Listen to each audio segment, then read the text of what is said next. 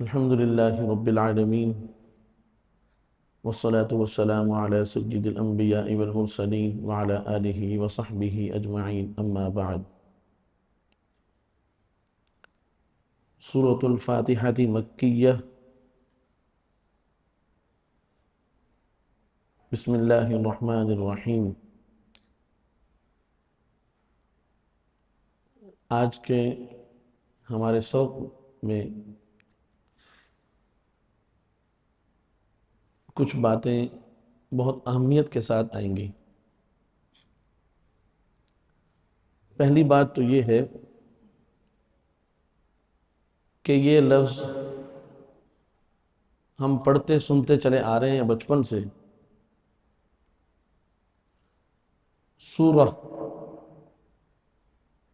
سورہ کا لفظ، سورۃ الفاتحہ، سورۃ البقرہ، سورۃ التوبہ. تو یہ سورہ کا لفظ کیوں آیا ہے؟ اس کا معنی کیا ہے؟ یہ کیوں لکھا جاتا ہے؟ کیوں بولا جاتا ہے؟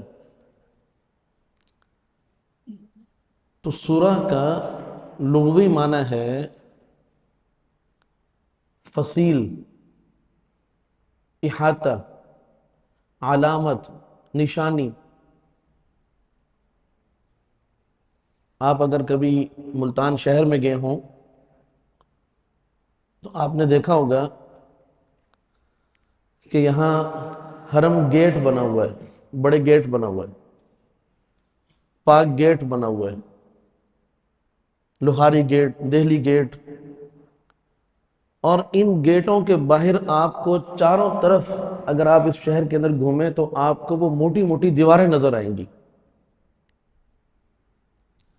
تو پہلے زمانے میں شہروں کا احاطہ کرنے کے لیے، شہری آبادی کو شہر کے اندر محدود رکھنے کے لیے یہ فصیلیں بنائی جاتی تھی، دیواریں بنائی جاتی تھی. ان موٹی دیواروں کو فصیل کہتے ہیں. اور اگر آپ کبھی کہیں گئے ہوں جہاں پر قلعے ہوتے ہیں، یا کبھی نیٹ پہ آپ نے دیکھے ہوں، تو جو قلعے بنائے جاتے ہیں ان قلعوں کے اندر، ملتان قلعہ بھی آپ نے دیکھا کہ اس کے باہر بھی آپ نے دیکھا کہ وہ چار دیواری جو ہے وہ بہت موٹی جو ہے وہ کی جاتی. تو اسی کو کہتے ہیں فصیل. احاطہ بھی کہہ سکتے ہیں. ہمارے پنجابی میں بھی یہ لفظ استعمال ہوتا ہے کہ جی یہ میرا احاطہ ہے. خاص طور پر چکوں میں، دیہاتوں میں اگر کسی کا پلاٹ ہو اور اس کی چار دیواری کی ہو تو کہتے ہیں بھئی، وہ حمزہ تو نہیں بولتے ہیں، ہاں سے بولتے ہیں پنجابی میں، ہاتھا، ہاتھا کہتے ہیں اس کو. تو قرآن مجید کی صورتوں کو بھی جو سورت کہا جاتا ہے وہ اس لیے کہا جاتا ہے کہ چند آیات کہ جن آیات کے اندر کوئی عنوان یا کوئی مضمون بیان کیا جاتا ہے تو وہ جو اس سے پہلے والی صورت ہے اور اس کے بعد والی جو صورت ہے، ما قبل اور ما بعد والی جو صورتیں ہیں، ان سے الگ کرنے کے لیے اس کو صورت کا نام دیا جاتا ہے. گویا کہ اس صورت کے ذریعے سے جو پہلے والی آیات ہیں یا بعد والی آیات ہیں ان کے درمیان فصیل قائم کر دی گئی، احاطہ قائم کر دیا گیا، دیوار قائم کر دی گئی کہ یہ صورت، اس کے اندر جو مضامین ہیں وہ پہلے والی صورت سے الگ ہیں اور بعد والی صورت سے بھی الگ ہے. اس لیے کہتے ہیں سورہ، سورت. اور دوسری بات یہ، جو ہر صورت کے ساتھ لکھی ہوئی ہے، مکیہ، مدنیہ، اور آیات بھی لکھی ہوتی ہیں کہ اس صورت کی آیات کتنی ہیں. تو جو مکیہ ہیں یا مدنیہ ہیں، ان کو مکیہ اور مدنیہ اس لیے نہیں کہتے ہیں کہ یہ مکہ مکرمہ میں نازل ہوئی ہیں اور یہ آیات یا یہ صورتیں جو ہیں یہ مدینہ طیبہ میں نازل ہوئی ہیں. عام طور پر لوگوں میں یہی بات معروف ہے کہ جی یہ صورت مکی ہے. مکی اس لیے ہے کہ یہ مکہ مکرمہ میں نازل ہوئی، اور یہ صورت مدنی ہے اور مدنی اس لیے ہے کہ یہ مدینہ طیبہ میں نازل ہوئی. جبکہ حقیقت یہ ہے کہ آپ صلی اللہ علیہ وسلم کے زندگی کے دو ادوار ہیں، دو دور ہیں، دو زمانے ہیں. ایک آپ صلی اللہ علیہ وسلم کی زندگی کا دور قبل از ہجرت ہے، اور دوسرا جو ہے وہ بعد از ہجرت ہے. ہجرت سے پہلے رسول کریم صلی اللہ علیہ وسلم مکہ مکرمہ میں رہتے تھے، اور ہجرت کے بعد آپ صلی اللہ علیہ وسلم کا قیام مدینہ طیبہ میں رہا. تو اب وہ صورتیں کہ جو قبل از ہجرت نازل ہوئیں، مدینہ طیبہ ہجرت سے پہلے جو صورتیں نازل ہوئی ہیں وہ صورتیں مکیہ ہیں، اور جو بعد از ہجرت مدینہ طیبہ ہجرت کر جانے کے بعد نازل ہوئی ہیں وہ مدنیہ ہیں. حالانکہ ایسا ہوا ہے کہ بعض مکی آیات جو ہیں وہ نازل ہوئی ہیں مکہ سے باہر، اور بعض مدنی آیات جو مدنی سورت سے تعلق رکھتی ہیں یا بعض مدنی صورتیں ہیں وہ نازل ہوئی ہیں مدینہ سے باہر، مکہ مکرمہ میں. لیکن چونکہ ہماری جو تقسیم ہے وہ اس اعتبار سے نہیں ہے کہ ان کا نزول کہاں ہوا، بلکہ تقسیم اس اعتبار سے ہے کہ یہ کس زمانے میں نازل ہوئی ہے. اگر مکہ مکرمہ کے زمانے میں نازل ہوئی تو وہ مکیہ ہے، اگر مدینہ طیبہ کے زمانے میں نازل ہوئی تو وہ کیا ہے؟ مدنیہ ہے. تو دیکھیے الحمدللہ صورتوں کی یہ تعیین کہ یہ ہجرت سے پہلے نازل ہوئی یا ہجرت کے بعد نازل ہوئی، اللہ تعالیٰ نے اس بات کو بھی محفوظ رکھا ہوا ہے. اور آج تک امت میں یہ بات بالیقین معلوم ہے کہ یہ سورت کب نازل ہوئی، بعد از ہجرت یا قبل از ہجرت، اور اس کی وضاحت ہر سورت سے پہلے کر دی جاتی. سورۃ الفاتحہ مکیہ، اور پھر سورتوں کے نام جو ہیں ہر سورت کا نام الگ ہے. جیسے یہاں پر اس سورت کا نام جو ہے وہ فاتحہ ہے. سورۃ البقرہ بڑی سورت قرآن کریم کی سب سے، سورہ آل عمران. یہ جو سورتوں کے نام ہیں یہ ان سورتوں کے اندر جو مضامین بیان کیے جاتے ہیں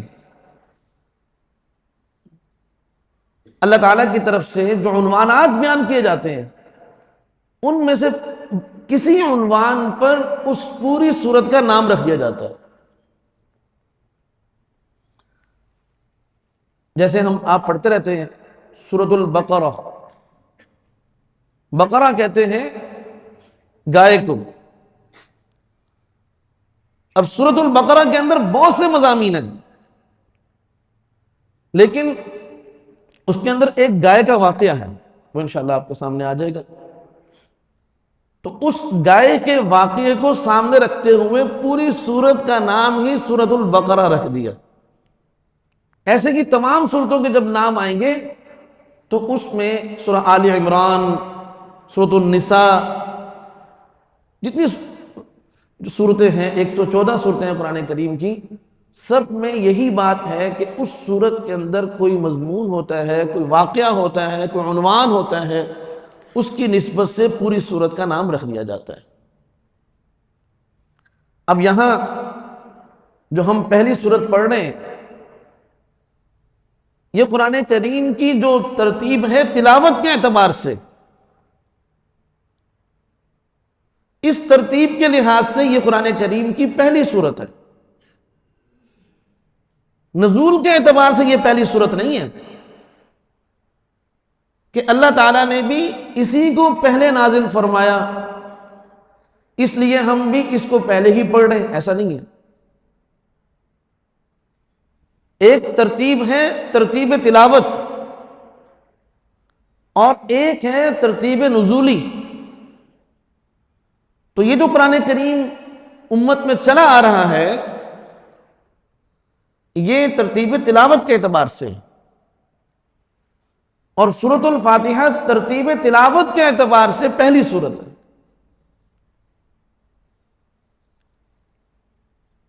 گویا ہم یوں کہہ سکتے ہیں کہ قرآن کریم کا افتتاح جو ہے وہ سورۃ الفاتحہ سے ہو رہا ہے. قرآن کریم کا افتتاح جو ہے وہ سورۃ الفاتحہ سے ہو رہا ہے، اس لیے اسی افتتاح کا جو صیغہ ہے اس سے یہ مشتق ہے کہ سورۃ الفاتحہ، کہ قرآن کریم کا آغاز جس سورت سے ہو رہا ہے، قرآن کریم کا آغاز کرنے والی، تو اس لیے اس کا نام سورۃ الفاتحہ رکھ دیا کہ قرآن کریم تلاوت کے اعتبار سے اسی سورت سے شروع ہو رہا ہے، اس لیے اس کا نام سورۃ الفاتحہ ہے. اور ایک اس کا نام ام الکتاب بھی ہے، اور ایک اس سورت کا نام ام القرآن بھی ہے. ام الکتاب یہاں کتاب سے مراد بھی قرآن کریم ہے، اور ام القرآن قرآن کے کا مصداق خود قرآن کریم ہی ہے. تو گویا کہ دونوں کا ایک ہی مطلب ہے کہ یہ ام القرآن ہے. ام کہتے ہیں اصل کو، ماں کو ہم ام کہتے ہیں نا بھائی، اسی لیے کہتے ہیں کہ ماں کو ام کہنے کی وجہ یہ ہے کہ ام ہماری اصل ہے، ہم اس سے ہیں. فلاں جو ہے وہ میری امی ہے، ام ہے، کہ میں فلاں سے ہوں، فلاں کا بیٹا ہوں، فلاں کی بیٹی ہوں. تو قرآن کریم کو ام الکتاب ام القرآن بھی کہا جاتا ہے، اس لیے کہ یہ قرآن کریم کی اصل ہے. اصل ہونے کا کیا مطلب ہے؟ دیکھو بیٹے بیٹیاں وہ ماں کے جز ہوتے ہیں، اجزاء ہوتے ہیں. ایک ہی ماں کے 5-6 بچے بچیاں ہیں تو وہ سب کی ماں ہے، اور یہ بچے بچیاں یہ اس کے جز ہیں. تو باقی جتنی بھی صورتیں ہیں وہ سورۃ الفاتحہ کی جز ہیں. کس اعتبار سے جز ہیں؟ ظاہر ہے کہ الفاظ کے اعتبار سے تو جز نہیں ہے، اس لیے کہ قرآن کریم کی جو سورت ہے سورۃ الفاتحہ، اگر دیگر سورتوں کے مقابلے میں، یہ میں کثرت کے لحاظ سے بات کر رہا ہوں، اگر دیکھا جائے تو سورۃ الفاتحہ کے الفاظ بھی کم ہیں، حروف بھی کم ہیں، اس کی آیات بھی کم ہیں، اور اس کے مقابلے میں کتنی ہی صورتیں ایسی ہیں کہ جن کے حروف بھی زیادہ ہیں، الفاظ بھی زیادہ ہیں، آیات بھی زیادہ ہیں، سب کچھ بڑھ کر ہے. اس لیے یہ بات معلوم ہو گئی کہ سورۃ الفاتحہ ام الکتاب ہے یا ام القرآن ہے، یہ باعتبار الفاظ نہیں ہے بلکہ یہ باعتبار معنی ہے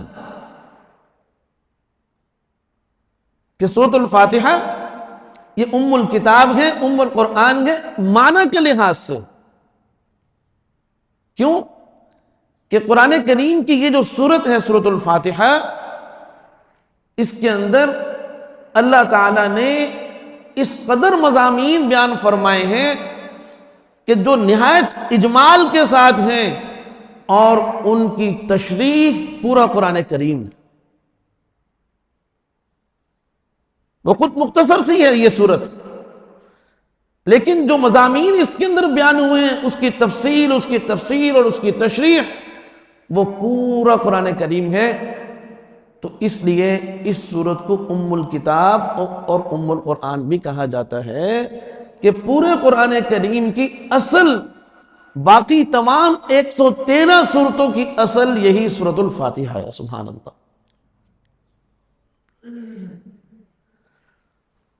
اور ایک اس کا معنی سورۃ الشفاء بھی ہے.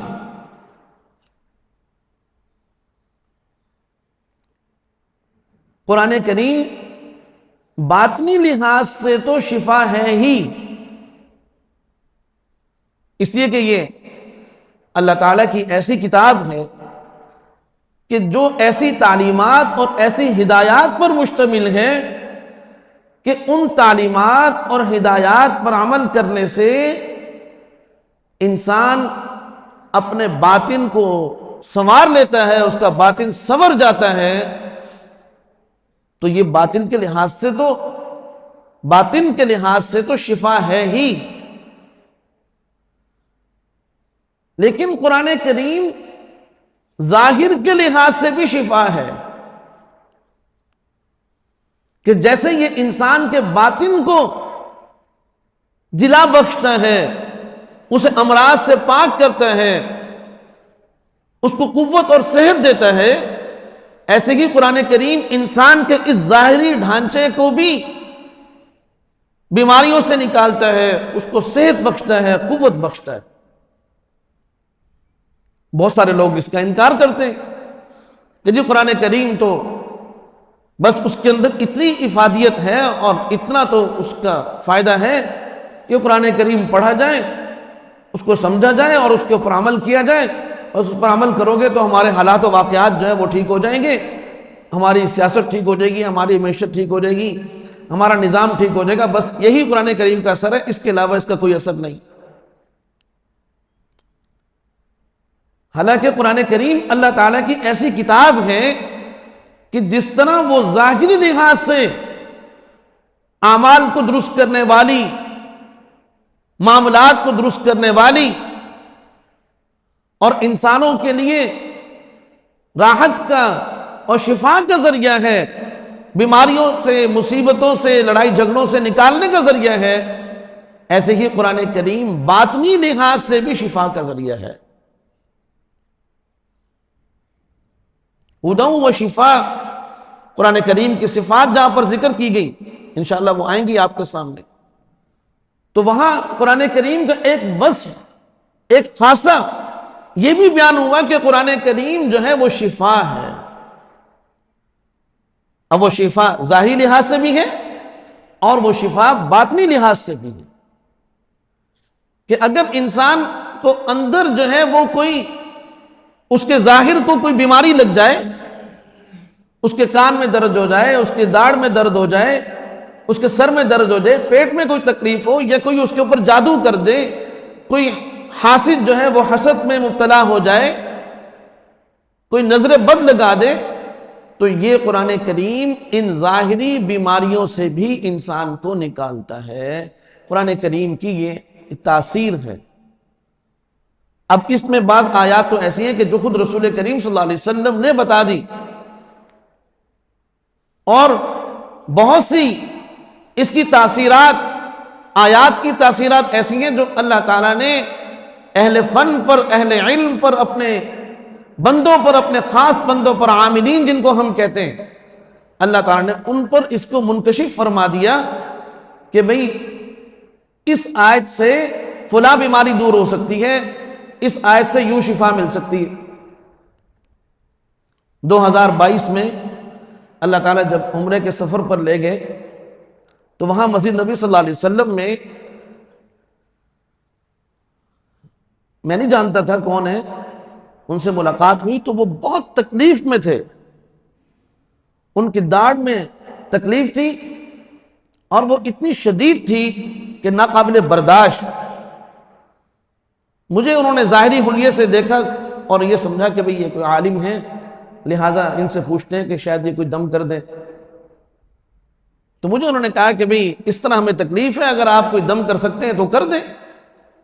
ظاہر ہے میں عامل تو نہیں ہوں، لیکن یہ کہ بہت سے بزرگوں سے اجازت ہے، تو میں نے اللہ تعالیٰ کی طرف رجوع کیا، آنکھیں بند کی، اور جو اللہ تعالیٰ نے میرے دل میں ڈالا وہ میں نے پڑھ کر جو ہے وہ دم کر دیا، اور اسی وقت وہ ٹھیک ہو گئے۔ اچھا بات آئی گئی ہو گئی، تو ان کے ایک چھوٹے بھائی تھے سفیان، تو انہوں نے مجھ سے نمبر لے لیا۔ اب مجھے یہ بات بھی بھول گئی، پرسوں ترسوں کی بات ہے، ان کے بڑے بھائی ہیں فیضان، جن کو میں نے دم کیا تھا، وہ جماعت کے ساتھ گئے ہوئے ہیں اس وقت اٹک. ان کا فون آیا میرے پاس, تو میں حالانکہ جو نیا نمبر ہو وہ جلدی سے نہیں سنتا, اور اتفاق سے میں گاڑی میں تھا تو میں نے کہا سن لیتے ہیں, پتہ نہیں کس کا فون ہے. تو وہ اس نے بتایا کہ جی میں سفیان کا بھائی ہوں, اور اس طرح سارا تعارف کروایا. تو میں نے کہا 3 سال پرانی بات ہے, یاد آ گئی. تو کہنے لگے کہ جس داڑھ پہ آپ نے دم کیا تھا آج تک دوبارہ وہاں تکلیف نہیں ہوئی, دوسری جگہ تکلیف ہو رہی ہے, تو کیا آپ دم کر سکتے ہیں؟ میں تو آپ کے پاس نہیں آ سکتا. تو میں نے کہا بھی آپ شہادت کی انگلی اس داڑھ پر رکھیں جہاں آپ کو درد ہے, میں دم کر دیتا ہوں. لوگ تو نہیں مانتے, اس لیے اگر لوگوں کو جس چیز کا علم ہوگا وہی مانیں گے نا. جس چیز کا انہیں علم نہیں ہے اس کو کیسے مانیں گے؟ تو ہمارا دم تو آن لائن بھی چلتا ہے, سمجھ آ گئی نا. تو آن لائن دم کیا, اس پر بھی ٹھیک ہو گیا ماشاءاللہ. اب مجھے فون نہیں کرنا بھائی, تنگ نہیں کرنا, سمجھ آئی بھائی. تو بھائی قرآن کریم کی آیات ہی پڑھی, کچھ اور تو نہیں پڑھا. تو قرآن کریم ظاہری بیماریوں سے بھی شفا اللہ پاک عطا فرماتے ہیں. اللہ تعالیٰ نے اس کا یہ اثر رکھا ہے. اور بالخصوص یہ جو صورت ہے اس کا نام سورۃ الشفاء اس لیے ہے کہ اس کے ذریعے سے شفا ہونا یہ خود رسول کریم صلی اللہ علیہ وسلم سے ثابت ہے اور حضرات صحابہ اکرام کا معمول تھا. چنانچہ روایات کے اندر یہ ایک واقعہ آتا ہے کہ بعض صحابہ اکرام جہاد کی غرض سے یا کسی بھی آپ صلی اللہ علیہ وسلم کی تشکیل سے سفر میں تھے, تو ایک جگہ پر انہوں نے پڑاؤ کیا. تو بستی والوں کو انہوں نے کہا کہ ہمیں رہائش بھی دو اور ہمیں کھانا بھی دو. انہوں نے رہائش اور کھانا دونوں دینے سے انکار کر دیا. تو یہ لوگ بستی سے باہر خیمہ لگا کر ٹھہر گئے. اتفاق رات کو جو ہے وہ اس بستی کے جو رہنے والے لوگ تھے ان کے سردار کو سانپ نے کاٹ لیا. اب انہوں نے ہر طرح اپنے سردار کو بچانے کی کوشش میں لگے رہے, لیکن یہ کہ وہ اس کی طبیعت اچھی نہیں ہو رہی تھی. تو انہوں نے کہا کہ یہ جو مسافر آئے ہوئے ہیں ان سے پوچھتے ہیں شاید ان کے پاس کوئی علاج ہو. تو اب وہ صحابہ اکرام کے پاس آئے اور آ کر عرض کیا کہ اس طرح ہمارا سردار بیمار ہو گیا, لہٰذا جو ہے وہ آپ جو ہے وہ اگر کوئی علاج جانتے ہو تو آپ ان کا علاج کر دیں. تو حضرات صحابہ اکرام تو بھوک سے پریشان تھے. تو انہوں نے کہا کہ ہم علاج تو کر دیں گے لیکن اس کے بدلے میں اتنی بکریاں لیں گے. تو انہوں نے کہا ٹھیک ہے جی, ہم اگر ہمارا سردار ٹھیک ہو گیا بچ گیا تو ہم آپ کو اتنی بکریاں دیں گے. چنانچہ صحابہ اکرام نے تشکیل کی اپنے ساتھیوں کو بھی جاؤ بھائی. تو وہ گئے اور انہوں نے سورۃ الفاتحہ پڑھ کر دم کر دیا اور وہ ٹھیک ہو گیا. پڑھنے والے بھی صحابہ اکرام تھے اور یقین بھی صحابہ اکرام کا تھا قرآن کریم کے اوپر, اور جو چیز پڑھی گئی وہ بھی قرآن کریم تھی. ساری باتیں ہیں. تو اب وہ بکریاں لے کر آ گئے. تو دیگر صحابہ اکرام نے کہا کہ آپ نے تو یہ قرآن کریم پر اجرت دی ہے اور قرآن کریم پر اجرت دینا جائز نہیں ہے, لہٰذا جو ہے وہ ہم تو اس کو استعمال نہیں کریں گے. اختلاف ہو گیا, سمجھ آ گئی. اب وہ جناب جب مدینہ طیبہ حاضر ہوئے تو آپ صلی اللہ علیہ وسلم کو ساری بات بتائی. تو آپ علیہ السلام نے فرمایا یہ قرآن کریم پر اجرت نہیں ہے, یہ تو جو آپ نے اس کا علاج کیا یہ اس کی اجرت ہے, قرآن کریم کی اجرت تو نہیں ہے یہ. تو لہٰذا یہ بکریاں تمہارے لیے بالکل حلال ہیں. بلکہ آپ صلی اللہ علیہ وسلم ایسے مواقع پر صحابہ اکرام کے اطمینان کے لیے ایک بات فرمایا کرتے تھے, اس میں میرا حصہ بھی نکالو. آپ صلی اللہ علیہ وسلم نے اس موقع پر بھی یہی بات ارشاد فرمائی, یہ بالکل حلال ہے, اس میں سے میرا حصہ بھی نکالو. سمجھ آ گئی. اس لیے قرآن کریم کی آیات سے جو ہے وہ علاج کرنا, سمجھ آئی, یہ بالکل جائز ہے. اور اگر کوئی پڑھ نہ سکتا ہو اور اگر کوئی ایسا مریض ہو کہ اس کو ہر وقت نگہداشت کی ضرورت ہے, یہ جو تعویذ ہم دیتے ہیں بہت سارے لوگ کہتے ہیں شرک ہے جی, شرک. بہت سارے لوگوں نے ایسی بلا وجہ تسبیح پڑھی ہوئی شرک کی. بھئی یہ شرک کی بات ہے. اگر الفاظ شرکیاں ہوں, اگر الفاظ شرکیاں نہیں ہیں اور عمل بھی شرکیاں نہیں ہیں تو پھر یہ شرک نہیں ہے. جیسے کسی جسمانی مریض کو نگہداشت کے وارڈ میں رکھا جاتا ہے کہ بھئی اس کو سخت نگرانی کی ضرورت ہے، ہر وقت ڈاکٹر اس کے اوپر بیٹھے رہیں، ایسے کہ بعض مریضوں کو ہر وقت جو ہے وہ ضرورت ہوتی ہے تو ان کو پھر تعویذ لکھ کے دے دیا جاتا ہے کہ بھئی یہ خود ہر وقت تو نہیں پڑھ سکے گا، لہٰذا تعویذ لکھ کر دے دیا جائے کہ جو گلے میں ڈال لیں یا بازو میں باندھ لیں، یا بعض اوقات ہم لوگ یہ بھی مشورہ دیتے ہیں کہ اگر کوئی بٹوا ہے تو آپ اس میں رکھ لیں، یہ بھی ہمارا طریقہ کار چلتا ہے۔ اگر کسی کی جیب خالی ہو رہی ہو تو ہم لکھ کے دیتے ہیں، انشاءاللہ بٹوا بھی بھر جائے گا، جیب بھی بھر جائے گی، سمجھ آ گئی بھائی؟ ہاں جی، تو بہت سارے لوگوں کو ہم لکھ کے دیتے ہیں، ہمارا کام نہیں ہے، ہمارا پیشہ نہیں ہے یہ، اس کی عادت نہیں بنائی ہم نے، سمجھ آ گئی؟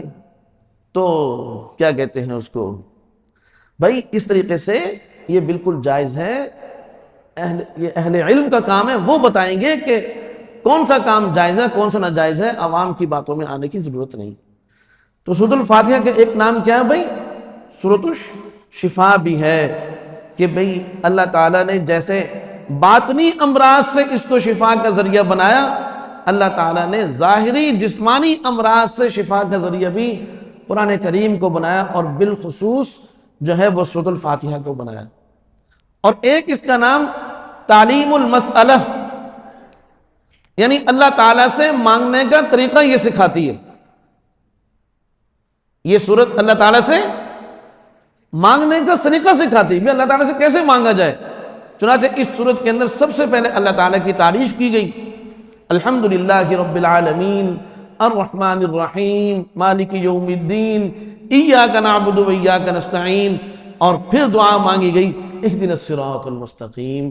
تو فرمایا اللہ تعالیٰ سے جب بھی دعا مانگو تو پہلے اللہ تعالیٰ کی خوب حمد و ثنا کرو، حتیٰ کہ حضرات فرماتے ہیں اگر تمہیں حمد و ثنا نہیں کرنے آتی تو یہی سورۃ الفاتحہ ہی پڑھ لو، اس میں تو حمد و ثنا خود اللہ تعالیٰ نے سکھائی ہے، اس لیے اس کا ایک نام تعلیم المسئلہ بھی ہے، اس لیے کہ اللہ تعالیٰ فرماتے ہیں کہ میرا بندہ مجھ سے جو سوال کرے گا میں اس کو وہی عطا کروں گا۔ تو اس صورت کے ذریعے سے اللہ تعالیٰ سے ہم سوال کرتے ہیں، تو یہ اس صورت کے مختلف نام ہیں۔ تو وقت ختم ہو گیا، تو انشاءاللہ بسم اللہ الرحمن الرحیم پر پھر کل انشاءاللہ بات ہوگی، اور اس صورت کی 7 آیات ہیں، وہ 7 کیسے ہیں اس پر بھی انشاءاللہ کل بات کریں گے۔ اللہ تعالی ہم سب کو قرآن کریم کا فہم نصیب فرمائے۔ اب تھوڑی دیر کے لیے ذکر کر لیں گے، بالکل مختصر سا، آپ کوشش کریں اور پہلے آئیں، اور ہم کوشش کریں گے آپ کو 12 بجے سے پہلے ہی چھٹی مل جائے۔ وآخر دعوانا الحمدللہ رب العالمین۔ استغفار کر لیجئے۔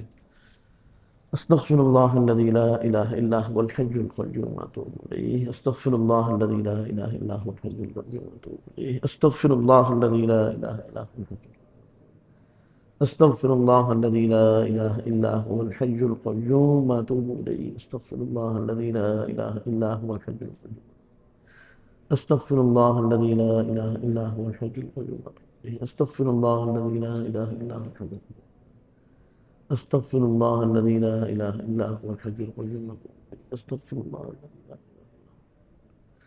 استغفر اللہ الذی لا الہ الا هو الحی القیوم، صلی اللہ علیہ وآلہ وسلم، صلی اللہ علیہ وآلہ وسلم، صلی اللہ علیہ وآلہ وسلم، صلی اللہ علیہ وآلہ وسلم، صلی اللہ علیہ وآلہ وسلم، صلی اللہ علیہ وآلہ وسلم، صلی اللہ علیہ وآلہ وسلم، صلی اللہ علیہ وآلہ وسلم، صلی اللہ علیہ وآلہ وسلم، صلی اللہ علیہ وسلم۔ سبحان اللہ والحمد للہ ولا الہ الا اللہ واللہ اکبر ولا حول ولا قوة الا باللہ العظیم۔ سبحان اللہ والحمد للہ ولا الہ الا اللہ واللہ اکبر ولا حول ولا قوة الا باللہ۔ سبحان اللہ والحمد للہ ولا الہ الا اللہ واللہ اکبر ولا حول ولا قوة الا باللہ۔ افضل الذکر لا الہ الا اللہ، لا الہ الا اللہ، لا الہ الا اللہ، لا الہ الا اللہ، لا الہ الا اللہ، لا الہ الا اللہ، لا الہ الا اللہ، لا الہ الا اللہ، لا الہ الا اللہ، لا الہ الا اللہ۔